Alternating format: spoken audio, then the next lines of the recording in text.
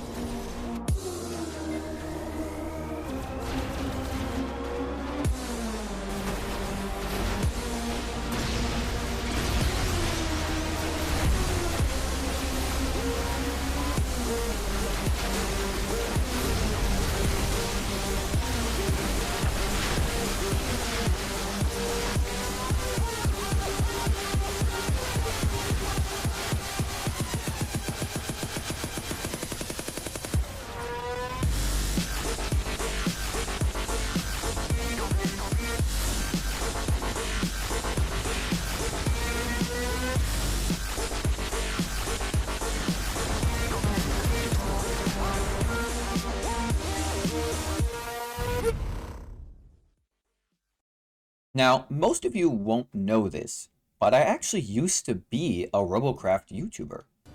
What's up, YouTube? This is ZachDog Gaming. Hello, YouTube. It is Zach Dog Gaming. I'm here. Hello, YouTube. It's ZachDog Gaming, and I'm here with tonight's exciting new episode of Robocraft.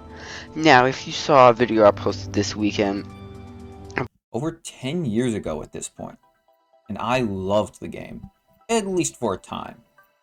It was a game that allowed me to create anything I wanted, take it into battle, grind out some resources, and do it all again, over and over again.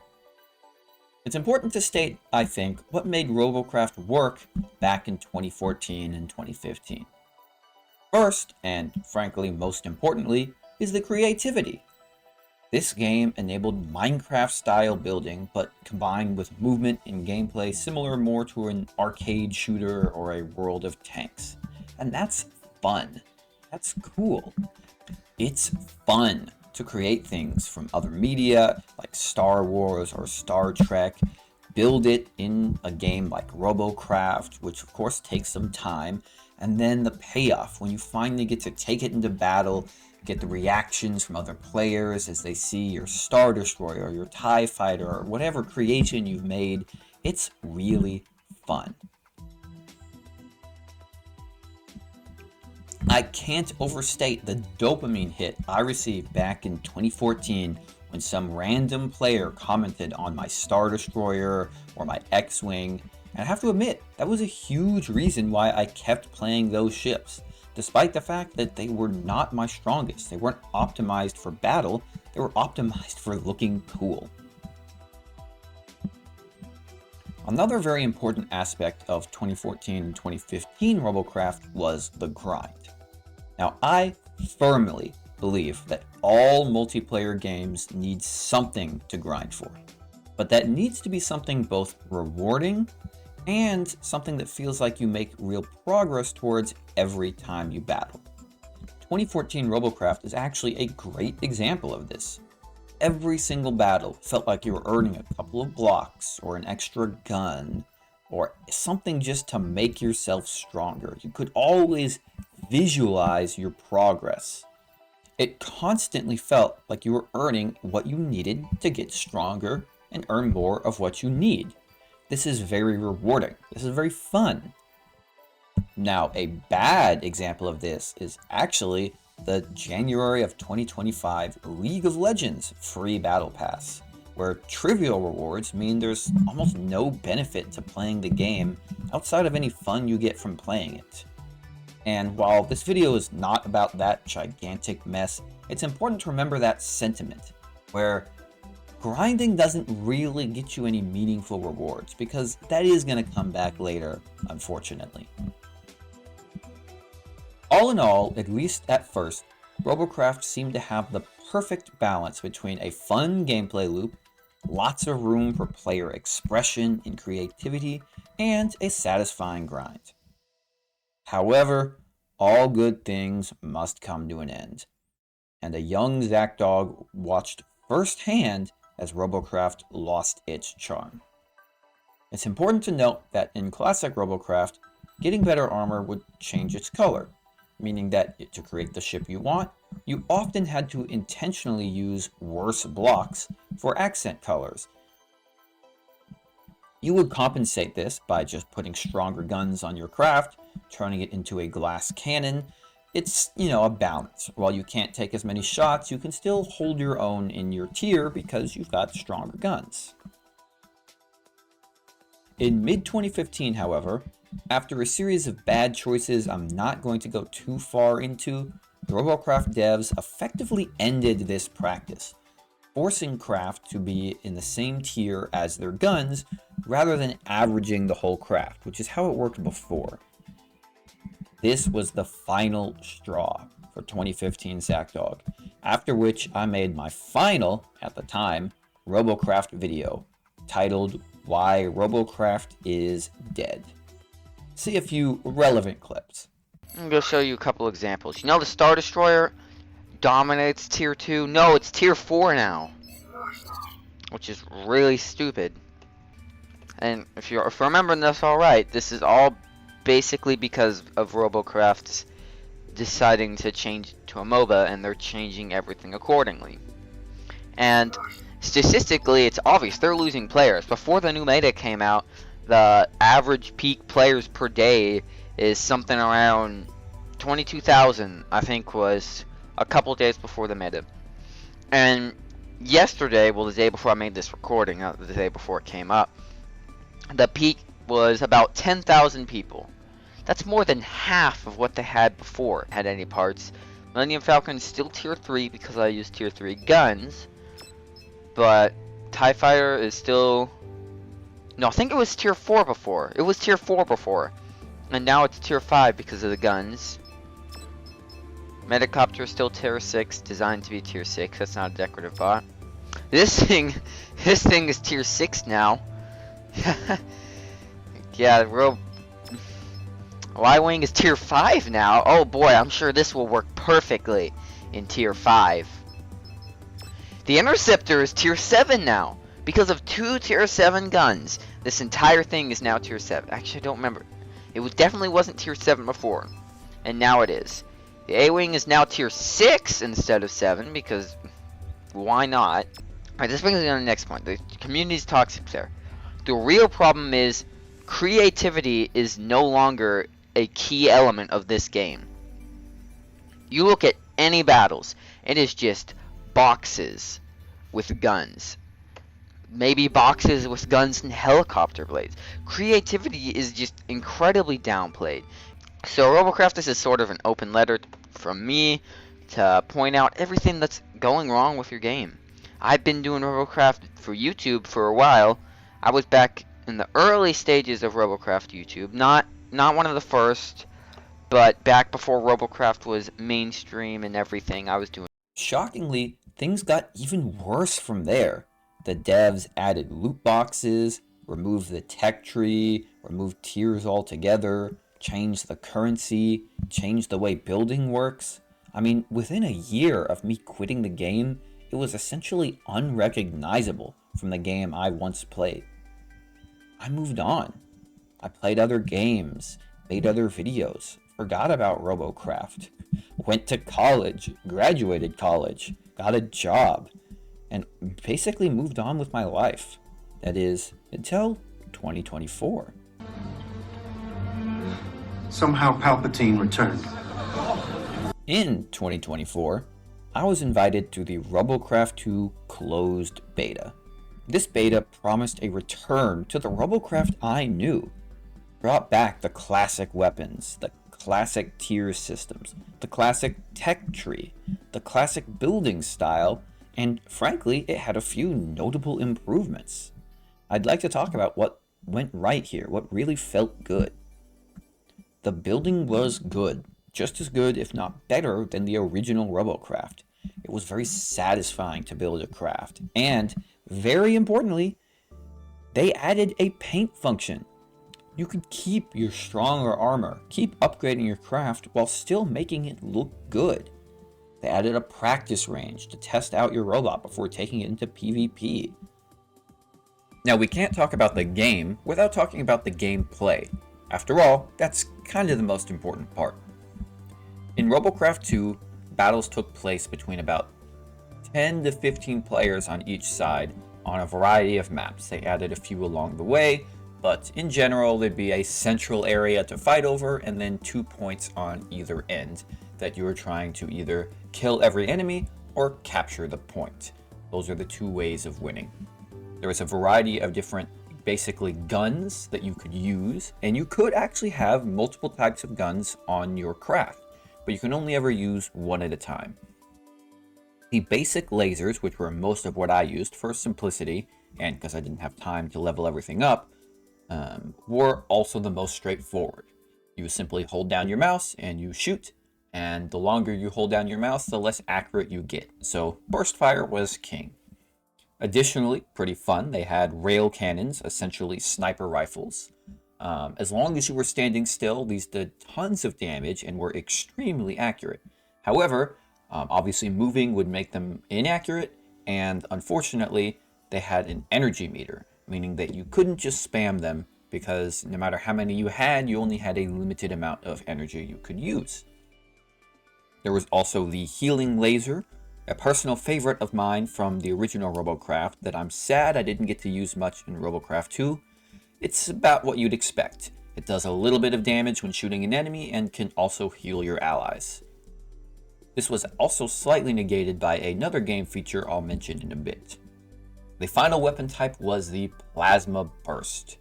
Now, this was a little different than Robocraft 1, and unfortunately in what I would consider a negative way. In the original Robocraft 1, as you have seen, the plasma guns were essentially a volley fire. You had a ton of plasma guns, you had a rough aiming reticle that looked almost like an artillery strike. You clicked once, and it fired a massive burst of plasma with then a really long recharge. In Robocraft 2, it felt more like a traditional gun. You've got an energy system, you shoot them, they still do a lot of damage. Frankly, they were probably stronger than they ever were in Robocraft 1 due to just some nuances on how the game calculates damage. But regardless, that was one of the biggest things that I missed in terms of gameplay was no volley plasma. The other kind of gameplay nuances that I think are worth mentioning, first of all, if you're out of combat for a while, you will heal your robot up. Also, you have a temporary shield. It really doesn't have that many hit points, but it means that just taking a random hit won't necessarily knock off your one and only gun if that's the way you're playing. But it's some kind of minor changes there. Again, that passive healing does kind of negate a little bit of the purpose of the healing laser, but again, I didn't get to play with it much, so I don't know quite how strong or weak that ended up being. The only other thing to discuss is the capture points, and a minor criticism here. I feel like the capture rate on this was not affected nearly enough by the number of players on the capture point. Like, if an enemy, one or two enemies, manage to sneak by you and get on your capture point early, and your entire 10-person team gets on the enemy capture point a minute after them, you will not cap faster than them at the end. You will be capping faster than them, but that kind of rate is not enough. It feels like you have to go back and stop them. You can't just put more people on their point to capture it. Again, whether that's a criticism or not is up to you, but it did not feel very satisfying to have 2 enemies outcap your 5 enemies because they got on the point before you. Let's also talk about the movement a little bit. I won't spend too long on here, but there were wheels, which are fast and kind of easy to control, but not very durable. Tank treads, which were extremely slow, but extremely durable. Hovers, which were my favorite way of playing the game in Robocraft 1. And unfortunately, I did not really get to play with them much in Robocraft 2, but it's exactly as it sounds like. You're a hovercraft. They did have wings, although again I heard this was a lot jankier than Robocraft 1, and some mech legs. Pretty janky from what I've heard, but again I didn't get to play with them, so I can't really comment on them. Overall, still, the gameplay was pretty fun and felt quite a bit like Robocraft 1. There were some differences, of course, quality of life changes and not quality of life changes, but in terms of just the combat and the feel of playing the game, I'd say they got pretty damn close. Overall, the game was reasonably fun, but I went into the playtest with one goal. In fact, the original goal for this very video.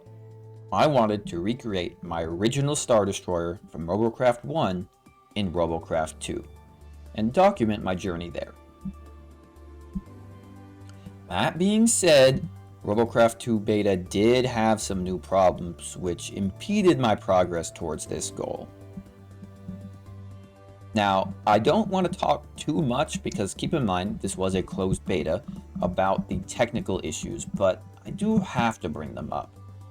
Queue times took forever, even though you were always matched against bots, and I had semi-frequent random crashes to desktop, which completely bricked my computer when it happened.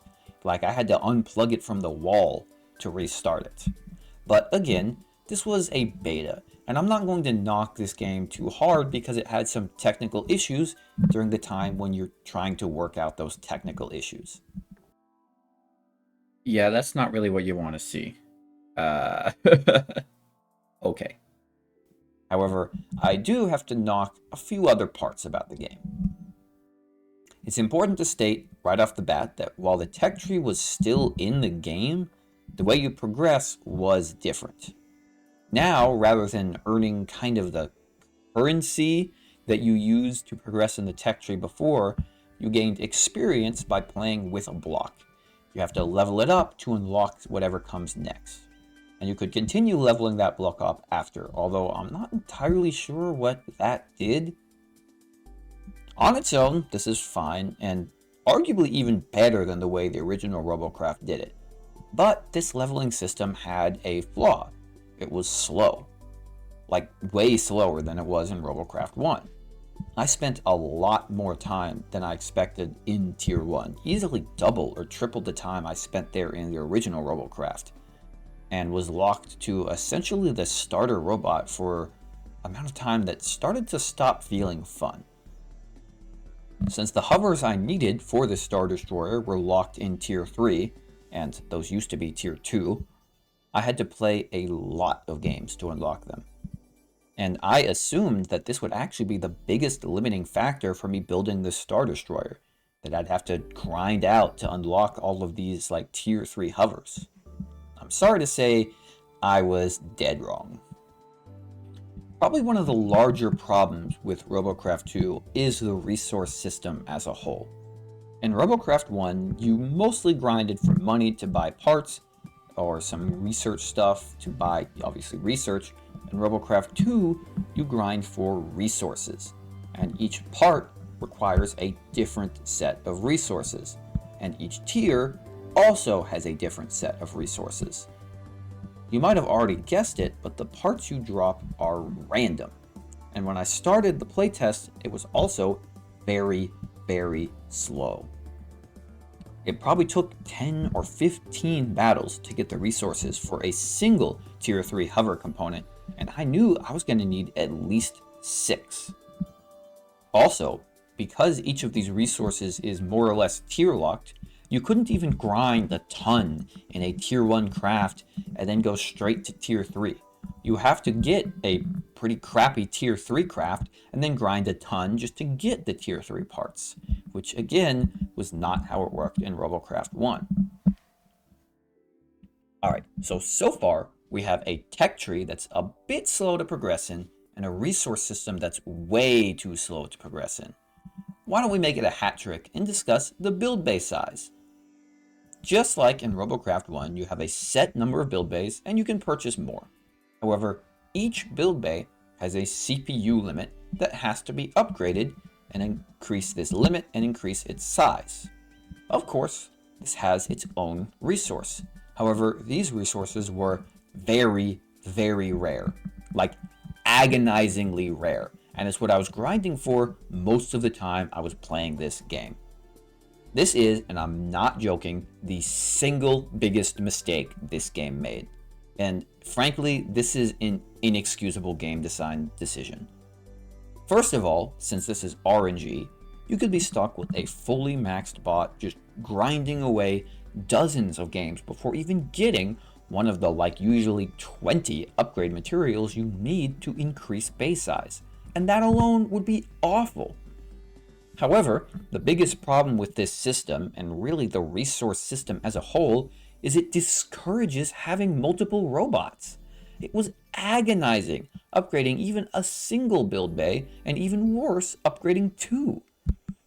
This combined with how slow the entire grind is, and it feels like you'd have to play this game 9 to 5 for weeks just to even have 4 or 5 decently upgraded robots.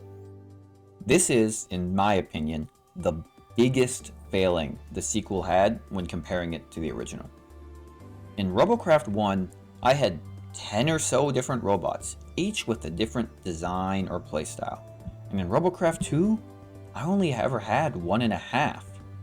Robocraft 2 had so many different movement types and weapons and so much to explore, and it felt like I was not allowed to explore them. So I just had to keep a meta bot and grind and grind and grind and grind and grind forever. I was decentivized from trying anything out, trying what the game had to offer. If you somehow haven't figured it out, Robocraft 2 has a grind problem, and a very bad one. As I said before, progression in a grindy game needs to be consistent and fun. And while Robocraft 2 was hypothetically fun, its grind was bad, it wasn't consistent, and it wasn't satisfying. Playing the game felt like a chore, and this was the open beta. This is meant to test the game. Why the devs didn't make progression faster here so people could try out everything they have in their game is again baffling. Now, it is very clear that their monetization goal for this game was to both implement a premium membership system, which would increase how much you got per game, and also allow you to directly buy resources with cash. Now, that would have probably been pretty scummy and predatory as it is, but guess what? Those features weren't implemented. So everyone in the beta just had to LARP as a free-to-play player, and that experience was not satisfying, not fun. That would have not been a good state to ship the game in. Now, I know I have pretty much torn this game a new one so far, but I want to point out things were getting better the entire time I played the beta. Resource drop rates were considerably improved multiple times while I was playing, and they added daily missions, which dropped a substantial amount of resources if completed and could even be rerolled, which is a nice quality of life. Queue times were improved, the crashes started going away, and the game was getting better. Even though multiplayer was almost always just bots, they still had a unique and pretty smart bot stealing system. If your craft did really well, it would be added to the AI bot pool, and I even found my own bot there once. Listen, things were still looking up despite everything. I was making progress on the Star Destroyer, the outside hull was pretty much finished, which was about 70% of the required work, and I was hopeful about the future of this game.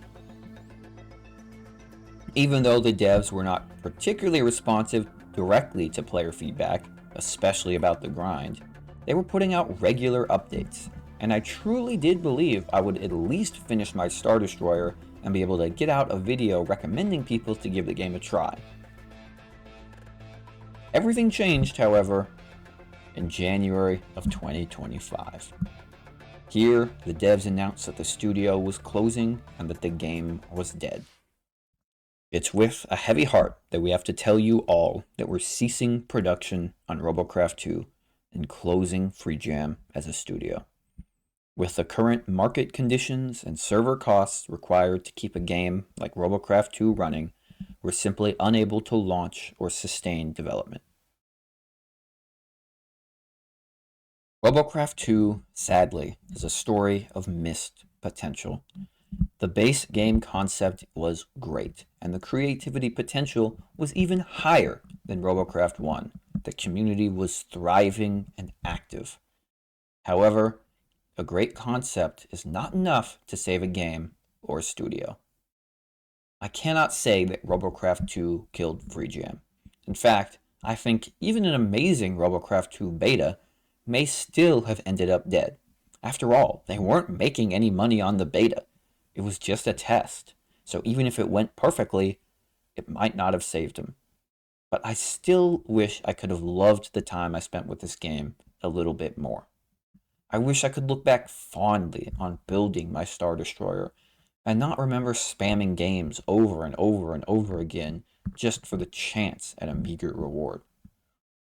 Robocraft 2 could have been a great game, and it was on track to be a good game, but it died before it could really bloom. Now, unless something changes, videos like this one are all that's going to remain.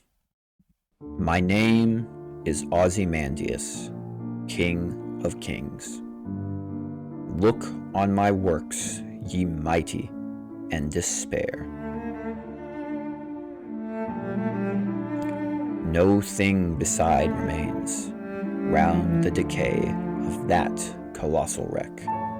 Boundless and bare, the lone and level sands stretch far away.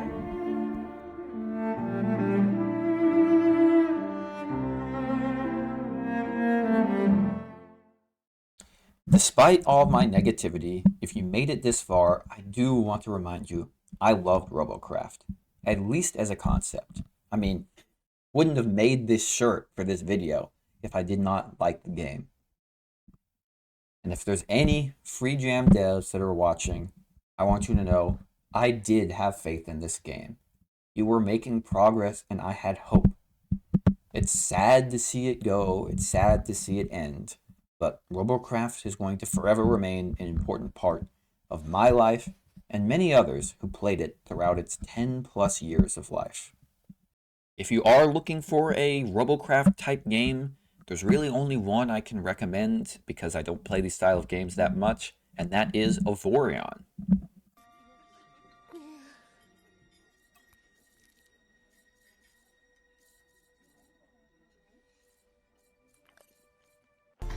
Hello YouTube, ZachDog Gaming here. Again, I am back with Robocraft. Sorry, it's gonna be a little bit of a day late. It's gonna be dedicated to my Star Destroyer because I've had a lot of fun with it recently, and I'm just gonna do a couple battles.